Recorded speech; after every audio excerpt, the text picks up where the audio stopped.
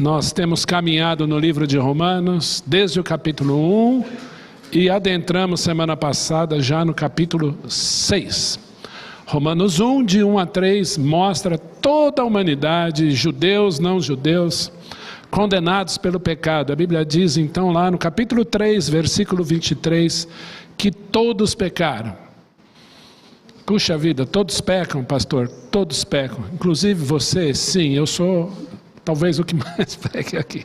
Nós somos pecadores, a Bíblia fala que somos pecadores, né? E o próprio livro de Romanos atesta isso, que uma lista de pecados, e talvez você diga, eu acho que eu não me encaixo em nenhum deles. Mas quando entramos no capítulo 2, nós vemos ali então, que quando eu aprovo o que alguém faz, eu estou sendo pecador tanto quanto. E aí veio aquela máxima, né? Você assiste um filme, aquele roubo ao cofre sensacional, com aqueles atores lindos, galãs, que as meninas fazem assim, uau! E aí então, 11 homens e um segredo, roubam lá o cofre. E você está entretido talvez por aquele filme, e fica torcendo para dar certo, que eles possam roubar o cofre e levar o dinheiro embora.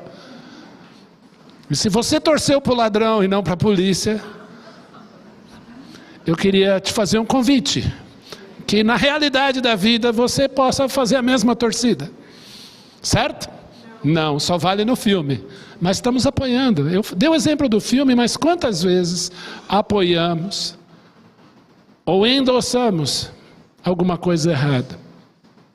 Ou aquela máxima, as crianças acabaram de sair daqui, e alguém então tropeça e cai, você não gosta daquela pessoa, você diz o famoso bem feito. A Bíblia diz então que quando nós endossamos o pecado de alguém, somos tão pecadores quanto. Ou seja, ninguém escapa. Ontem eu falava lá para os jovens, nós fizemos uma conta. Um jovem de 20 anos, se cometer apenas um pecado por dia, apenas um delitozinho por dia, ele terá cometido 7.305 pecados em 20 anos. Misericórdia. Então, nós ficamos pensando aqui que o ser humano é pecador. E aí então passa dos 50, 60, 70, chega lá perto da idade ferreira, todo mundo faz assim. Pecamos, somos pecadores. Deu para entender? Capítulo 4, nós vemos exemplo de um idoso chamado Abraão, que Deus chama e ele pela fé obedece, e a sua fé, não só a sua obediência, mas em primeiro lugar a sua fé, a Bíblia diz que lhe foi imputada para a justiça. Ou seja, precisamos crer num Deus que nos capacita a sermos bons, a sermos justos, não porque somos. E aí adentramos no capítulo 5, nós vimos que justificação é um ato de Deus, a qual ele declara todo e qualquer pecador justo. Então a justificação é quando Deus declara o pecador salvo, justo, não porque somos justos, mas é porque ele é justo, é porque ele vive, como cantamos aqui. E aí então, quando olhamos para o capítulo 6, finalzinho do capítulo 5, entrando no capítulo 6, a Bíblia diz que onde o pecado abundou, ele foi abundante, muito maior foi a graça de Jesus sobre nós. Então, quanto maior pecado, mais graça tem. Não é mais graça em pecar, mas é mais graça de Deus sobre o pecado. Onde abundou o pecado, onde o pecado foi abundante, onde o pecado foi constante, muito maior a graça de Deus.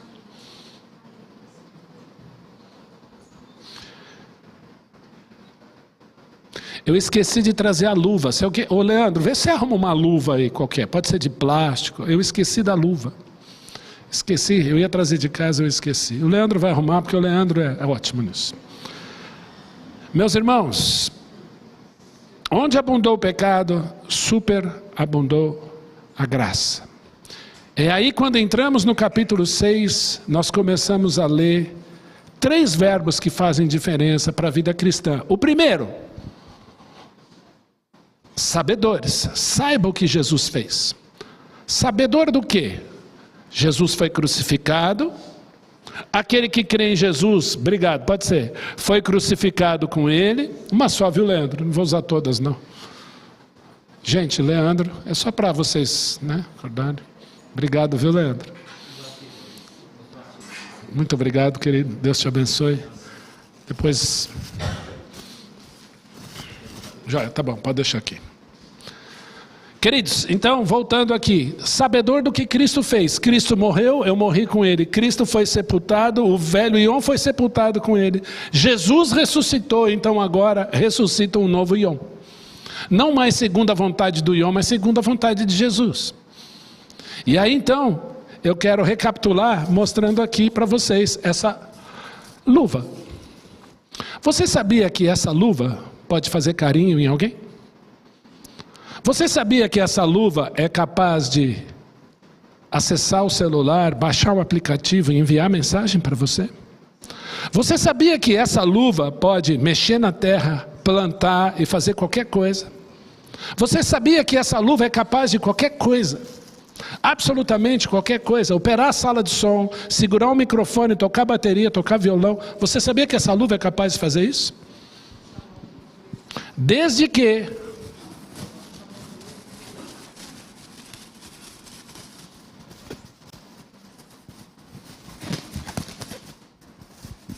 a minha mão esteja dentro dela. Vocês entenderam o que Jesus veio fazer por você? Você é como a luva. Mas quando o Senhor Jesus Cristo te envolve com a sua graça, Ele salvou você, Ele diz agora, não vai ser você, agora eu através de você. Então considere-se morto para o pecado. Saiba o que Ele fez. O primeiro verbo é saber o que Ele fez. O segundo é considere-se morto. Põe a luva. A Bíblia fala para nós nos despojarmos do velho homem e nos revestir de Cristo. E por que eu sou capaz de fazer qualquer coisa? Porque a Bíblia diz, ofereceis os vossos membros a Deus. Eu fico feliz de ver jovens aqui, de ver uma Tatá na bateria, de ver o Ângelo tocando, de ver a banda Tim se formando, de ver os adolescentes participar do Dia Nacional do Adolescente, do DNA, dos jovens que estão fazendo o encontro de jovens com Cristo, porque o que você pode oferecer para o Senhor é o seu melhor, e oferecer-se para Jesus na juventude é maravilhoso. Então ofereça-se a Ele, você vai ter vitória. Pastor, eu não quero, a Bíblia diz, oferecei-vos a Deus. Todo mundo que eu atendo na minha sala, eu gosto de perguntar, quais são as vogais da palavra Deus? E e U, pastor. Então, quais são as vogais da palavra Jesus? E e U. E e U formam qual palavra? Eu. Onde está o seu eu? Coloca a luva, querido. Deixa Jesus preencher o seu eu. O nosso eu atrapalha, e atrapalha muito. Tudo que o Senhor Jesus quer fazer assim, deixa eu colocar você aqui e eu serei o centro da tua vida. Quando nós fizemos o curso de capelania evangélica hospitalar, visitávamos muitos hospitais, especialmente antes da pandemia. Agora estamos retomando, muito devagar, mas estamos. E naquele curso eu ouvi algo assim, toda vez que o seu eu está no centro da sua vida, Jesus ainda está crucificado. Quando o seu eu está crucificado, Jesus está no centro de sua vida. Aquela música do PG, Senhor, eu não quero ir por atalhos, quero seguir o caminho que Tu tens preparado para mim. Quero agradar o Teu coração, Te obedecer é sempre o melhor. Não quero ter Tuas bênçãos sem antes passar pela cruz. Eu vou passar pela cruz, nela me ver. Vou passar pela cruz, erguer um altar, onde a oferta sou eu, crucifico o meu eu, te agradeço, ó Jesus, pela cruz, restaurado na cruz, redimido na cruz, eu vou passar pela cruz, que ainda está manchada de sangue, portanto me amar. Coloque o seu eu lá. Pai, nós te agradecemos por essa noite, E colocamos, Senhor, essas vidas diante de Ti, todos os que aqui estão, e pedimos compreensão da Tua palavra. Oramos, agradecemos, Te pedindo, Senhor, não eu, mas o Senhor em mim. Não, Senhor, a minha boca, mas a Tua, através e apesar de mim. Sabemos que somos imperfeitos e dependemos tanto de Ti, Senhor, da Tua graça abundante. Em nome de Jesus. Amém. Amém. Nós vamos terminar o capítulo 6 hoje, e a partir do versículo 15, diz assim: E daí, havemos de pecar porque não estamos debaixo da lei, e sim da graça? De modo nenhum. Eu vou pedir para o Edu projetar o 6:1, olha como a pergunta é parecida. Que diremos, pois, permaneceremos no pecado para que seja a graça mais abundante? Versículo 2, qual é a resposta? De modo nenhum. Então o capítulo 6 de Romanos diz que nós morremos para o pecado. Onde a graça, onde o pecado foi abundante, maior a graça. Então eu vou sair, obrigado Luiz. Onde o pecado foi abundante, muito maior foi a graça. E a Bíblia diz que também eu morri para a lei de Moisés que só me condenava, e se eu quiser viver pela lei, não vai dar certo.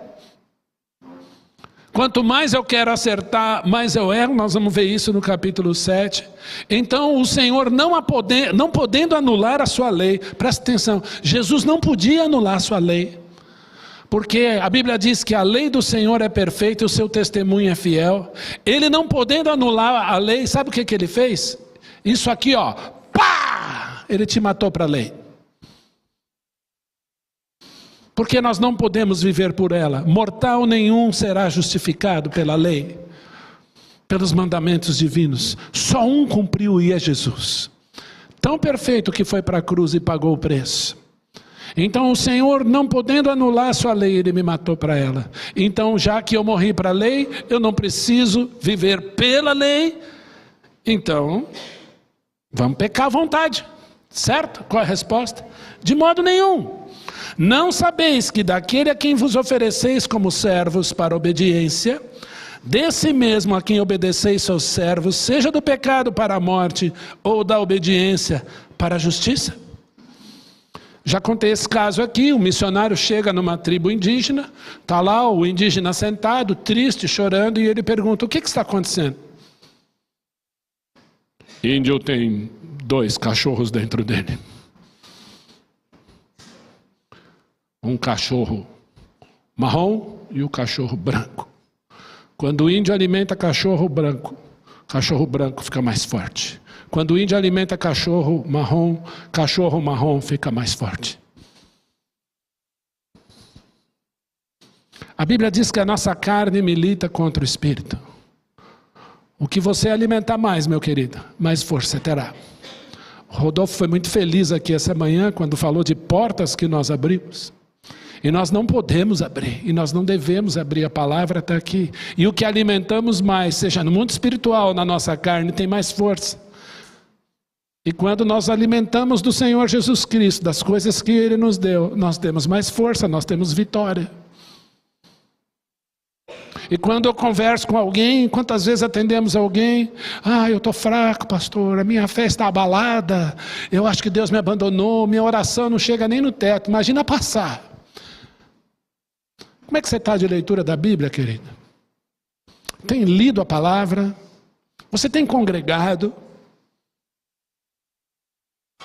Eu vou dizer uma coisa aqui, e não fiquem bravos, por favor. Principalmente você que está em casa. A pandemia nos trouxe, vou colocar entre aspas, muitos benefícios. Nos trouxe benefícios. Mas se eu pudesse voltar no tempo, eu não passaria por ela. Não queria que tivesse acontecido nada daquilo. E um dos benefícios oriundos da pandemia, se é que nós podemos chamar assim, por isso que eu pus entre aspas, é a oportunidade de você fazer uma reunião online, de você conversar com alguém. Quantas vezes, né? Olha, se não pudermos falar, a gente fala online, não é assim? E o culto também. Então eu falo assim, queridos, por favor, eu não sou contra, nós transmitimos o culto. Um online é se você estiver em trânsito, se você não puder vir, não estiver bem, estiver dodói. Mas se possível, grifei 3 vezes, esteja aqui, ou em qualquer outra igreja, mas congregue. Estar entre irmãos é bom. O online é assistir. É um atenuante. Mas poder estar é muito melhor. Poder abraçar o irmão como a gente faz no culto, cumprimenta. Orar junto, pegar na mão, abraçar. É muito melhor. Então como está a leitura de Bíblia? Como está o meu congregar? Como está a minha vida de oração? Ah, pastor, eu pego aquele baralhinho de Deus lá, aquela caixinha de promessa. Pego ali um versículo, que não é que nem um realejo, né? Pega lá, Jesus chorou, pronto, hoje eu vou ter uma vida sensível, vou chorar o dia inteiro, me importa. Eu não sou contra. Mas como um bife da palavra todo dia, gente. Leia, se possível com ovo em cima, hein? Bife a cavalo, aquela sustância, aquela coisa forte mesmo. Leia. E a hora que você for ler a Bíblia, fala, Deus fala comigo. Porque eu sou miserável, pecador, e eu preciso daquilo que o Senhor disse, porque muitas vezes eu não quero. Crente precisa orar para orar. Já parou para pensar nisso? Senhor, eu não estou com vontade de orar, então me faça ter vontade de orar. Em nome de Jesus, amém. O Senhor quer que você seja honesto diante dele. Senhor, eu preciso ler a Bíblia, porque quando eu leio a Bíblia, o Senhor fala comigo. O Senhor me lê enquanto eu leio a Bíblia. Olha que lindo que é ler a Bíblia. A Bíblia é o único livro que enquanto você lê, o autor está do seu lado e fala assim, vira mais uma página, leia. Isso é muito forte.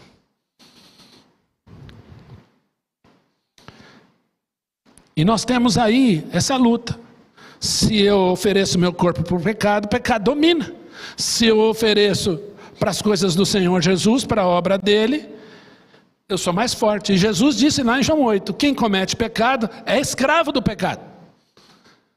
Quem comete pecado é escravo do pecado. Mas se pois o Filho vos libertar, ele, Jesus, verdadeiramente sereis livres. Ele quer que você seja livre. Você possa dizer não. O crente em Jesus é o único que tem 100% de chance de dizer não para o pecado. Eu não quero isso sobre a minha vida. Já parou para pensar nisso? Você pode dizer não. Versículo 17, mas graças a Deus, porque outrora escravos do pecado, contudo viestes a obedecer de coração, a forma de doutrina a que fostes entregues. E uma vez libertados do pecado, fostes feitos servos da justiça. Falo como homem por causa da fraqueza da vossa carne. Assim como oferecestes os vossos membros para a escravidão da impureza, Rodolfo falou isso aqui hoje de manhã, e da maldade para a maldade, assim oferecei agora os vossos membros para servirem à justiça, para a santificação. É o que está escrito lá em 6,13, no capítulo 6, verso 13. Oferecei-vos a Deus. Eu não quero mais viver para mim mesmo, então ofereça-se a Ele. Eu gosto muito de 1 João capítulo 1. E eu vou pedir para a gente abrir aqui, que eu até anotei aqui. 1 João 1. Projeta lá para mim, Edu. Por favor. Valendo uma pizza, Edu. 1 João 1, a partir do versículo 5. A partir do verso 5. Olha aí, presta atenção aí. Isso aí sou eu e você, tá? Ora, a mensagem que da parte dele temos ouvido e vos anunciamos é esta: que Deus é luz e não há nele treva nenhuma. Deus é a luz, não há treva nele. 6. Se dissermos que mantemos comunhão com ele, Jesus, e andarmos nas trevas, mentimos e não praticamos a verdade. 7. Se porém andarmos na luz como ele está na luz, mantemos comunhão, aí está uns com os outros, mas no original é um com o outro, eu com Jesus. Com o próximo nem se fala, mas é eu com ele. É igual a expressão em inglês each other, quer dizer, eu e ele. Deu para entender? Mantemos comunhão um com o outro, eu com ele. E o sangue de Jesus, seu Filho, nos purifica de todo pecado. 8. Se dissermos que não temos pecado nenhum, a nós mesmos nos enganamos e a verdade não está em nós. Esse versículo traz alívio para muita gente. Porque se eu disser que não tenho pecado, eu estou me enganando e a verdade não está em mim. Porque nós somos pecadores. Olha o versículo 9. Se confessarmos os nossos pecados. O que é confessar? O princípio do confessionário é isso, é eu dizer o pecado. Mas a Bíblia fala para eu confessar para Ele. Se eu confessar o meu pecado, Ele é fiel e justo para a fé levar embora o pecado e nos purificar de toda injustiça. Há dois verbinhos, presta atenção aqui em mim, é importante. Há dois verbinhos para perdoar na Bíblia. O primeiro é karissomai, quer dizer, comprar no mercado de escravos e põe em liberdade. Só que Jesus me comprou no mercado de escravos, em vez de falar, Ion, você está alforriado, você está livre, vai embora para onde você quiser. Ele diz, não, eu te adotei, a partir de hoje você é meu filho e recebe o meu nome. Ele fez isso por você. E a segunda palavra é, a fé quer dizer levar embora. Já expliquei isso aqui, você lavou toda a louça, como eu faço lá em casa, várias vezes. E aí você pega aquele rodinho e passa na pia assim, ó. E não fica nada, né? Ainda joga um cheirinho, você fala, caprichoso. A fé é isso, quer dizer, está limpo, está lavado, mas ele leva embora, ele já pagou. Ele já pagou o preço do seu pecado. Então confessar é isso. Esse verbo é homologare, dizer a mesma coisa. Então quando você sente ódio de alguém, você ora assim, Senhor, eu matei hoje 3 irmãozinhos lá da igreja. Um porque pisou no meu pé, o outro que derramou café em mim, e o outro que cantou desafinado. Você é capaz de orar assim? Porque quando você odeia, você sente raiva, você é assassino. Senhor, o meu chefe, Senhor, matei ele 5 vezes hoje. Ora, a Bíblia fala que é dizer a mesma coisa, homologare. Colei na prova. Adolescentes aí, no fundo. Colei na prova. Aquela prova de matemática, geralmente é de matemática, né? Aí você olha, copia uns pedaços. Sabe como a Bíblia chama isso? A Bíblia não fala não coleis. A Bíblia fala para você não defraudar alguém. Ou tomar posse de uma coisa que não é sua. Roubo. Senhor, hoje eu roubei na prova de matemática. Eu sou um ladrão. É capaz de orar assim? Se a gente for destilar aqui pecado de crente,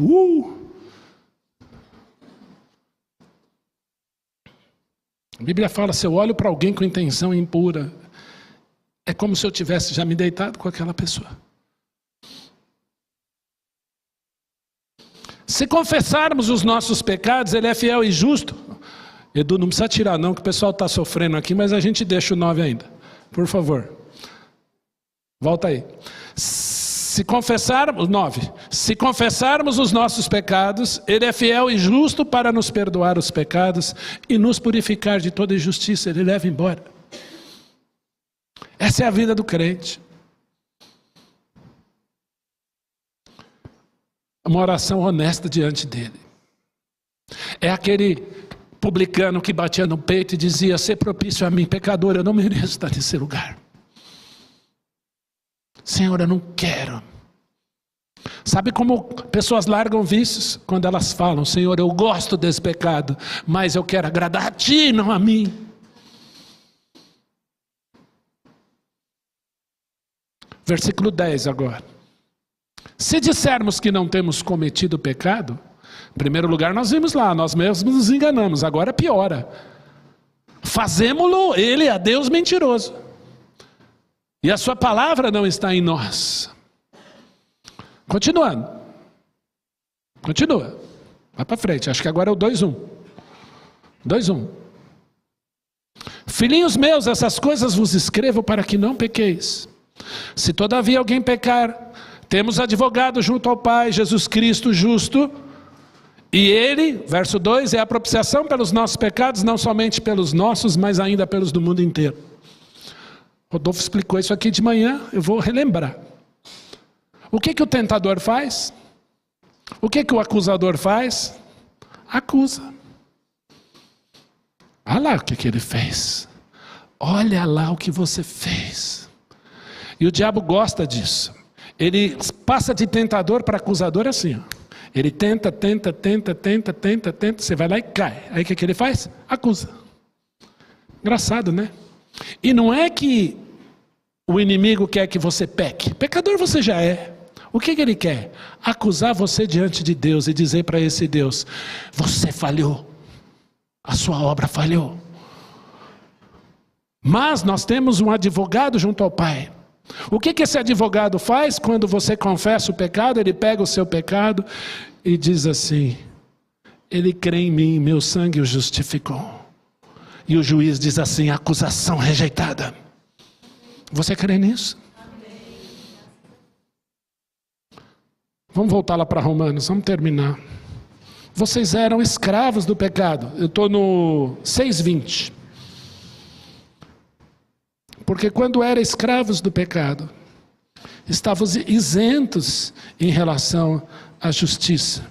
Ou nós estávamos alforriados em relação à justiça. Mas nós lemos no final do versículo 19 que o Senhor nos convida a nos oferecermos a Ele. 21. Naquele tempo, que resultados colhestes? Somente as coisas de que agora vos envergonhais, porque o fim delas é a morte. O que colhemos por pecar? Fazer aquilo que nós queremos, fazer aquilo que desagrada a Deus? Morte. Colhemos vergonha.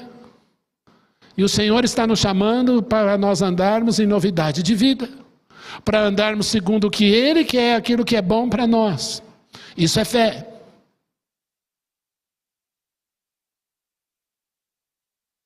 Que resultado eu tenho colhido da minha vida? Há coisas que nós fazemos e você acha, puxa, acho que isso foi uma conquista. E aí nós vamos colher lá na frente coisas muito piores. Nós vamos colhendo outras coisas muito piores. E assim piores. E o Senhor fala: não é isso que eu preparei para você. Olha o versículo 22. Agora, porém, libertados do pecado, transformados em servos de Deus. Somos filhos também, não somos, pastor? Somos, mas por que ele está usando a palavra servo? Porque eu não sirvo mais ao pecado, eu sirvo a Deus. Como servos de Deus, tende o vosso fruto para a santificação e por fim a vida eterna. A Bíblia diz: sem a santificação eu não verei a Deus. Nós lemos lá Efésios capítulo 2. O que eu era? A Bíblia diz que eu era filho da ira, que eu era separado, que eu era filho da desobediência, que eu era condenado, andava segundo o mundo, segundo o príncipe deste mundo que agora atua nos filhos da desobediência, ou seja, andava segundo o inimigo. Aí a Bíblia fala que Jesus me liberta do império das trevas, Ele quebra as correntes e me transporta para Ele. E esses verbos lá em Efésios 2 estão todos no passado. Ele já me vê assentado nos lugares celestiais em Cristo Jesus. Ele já me vê salvo. Ele já me vê à destra do Deus Pai. Ele agora me vê como filho da luz. E por aí vai, Efésios capítulo 2. Obra completa, liberto dos pecados, transformados em servos. E agora fruto para a santificação e por fim a vida eterna. Senhor, eu não quero mais viver para mim. E o segredo da santificação está em Romanos capítulo 6. Não o que eu quero, eu vou me oferecer, Senhor.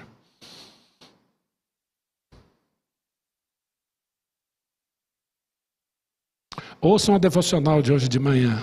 O inimigo quer pôr atalhos na sua vida e Jesus não quer. Ele quer que você caminhe com Ele. Tomai sobre vós o meu jugo, aprendei de mim, caminhe do meu lado e você vai achar descanso para a sua alma, porque o meu jugo é suave, ou seja, o seu caminhar comigo é suave e o meu fardo é leve. E aí vem o famoso versículo 23, que está dentro desse contexto. Por aplicação nós usamos. Por que as pessoas morrem? Porque o salário do pecado é a morte. Mas olha o contexto. Porque o salário do pecado é a morte. Mas o dom gratuito de Deus é a vida eterna em Cristo Jesus, nosso Senhor. Vamos caminhar para o fim e ler esse versículo juntos? Porque o salário do pecado é a morte, mas o dom gratuito de Deus é a vida eterna em Cristo Jesus, o nosso Senhor. O que é salário? O que é salário? A palavra salário pode significar muitas coisas. Pode ser traduzido como soldo, prebenda, côngrua, jornada, pagamento, paga. Esse é o sentido de salário. E essa palavra salário, ela ocorre só 4 vezes no Novo Testamento. Em Romanos 6:23, em 1 Coríntios 9:7, em 2 Coríntios 11:8 e Lucas 3:14, com o sentido de salário, pagamento. Então eu trabalhei por algo, eu recebi. Simples assim. Pode ser um bico. Eu fui lá, olha, você pinta essa parede aqui para mim, te dou um trocado e tal. Isso é uma paga. E essa palavra, ela existe na Bíblia. Mas aparece só 4 vezes no Novo Testamento, nesse sentido de salário, de pagamento. E eu queria terminar falando desse versículo aqui. O salário, o pagamento do pecado é a morte. Enquanto eu preparava esse texto, eu escrevi uma máxima aqui que eu gostaria de ler. Se o salário do pecado é a morte, já não quero mais sobre mim esta jornada de trabalho. Se o salário do pecado é a morte, eu não quero sobre mim esta jornada de trabalho. Eu não quero trabalhar por coisas que me trazem morte, mas por coisas que me trazem vida. Eu não estou falando do campo secular, do trabalho secular. Esse nós precisamos, esse nós fazemos. E se você já é um aposentado ou uma aposentada, é porque você trabalhou muitos anos e merece. Não é desse trabalho que eu estou falando. Eu estou falando do ponto de vista espiritual. Se o salário do pecado é a morte, não quero sobre mim esta jornada de trabalho. Já não quero sobre mim este fardo e nem este salário. Jesus Cristo deu-me baixa deste trabalho. Jesus Cristo deu-me baixa deste emprego. A minha rescisão está totalmente na cruz. A minha rescisão para o pecado e para a morte estão totalmente na cruz. Hoje eu pertenço a um novo empregador. Sou servo do Deus Altíssimo. Ele me recrutou. Olha aí o final do versículo. E a paga do seu trabalho na cruz do Calvário é a vida eterna em Cristo Jesus, o nosso Senhor. Eu pergunto para você, para quem vamos trabalhar?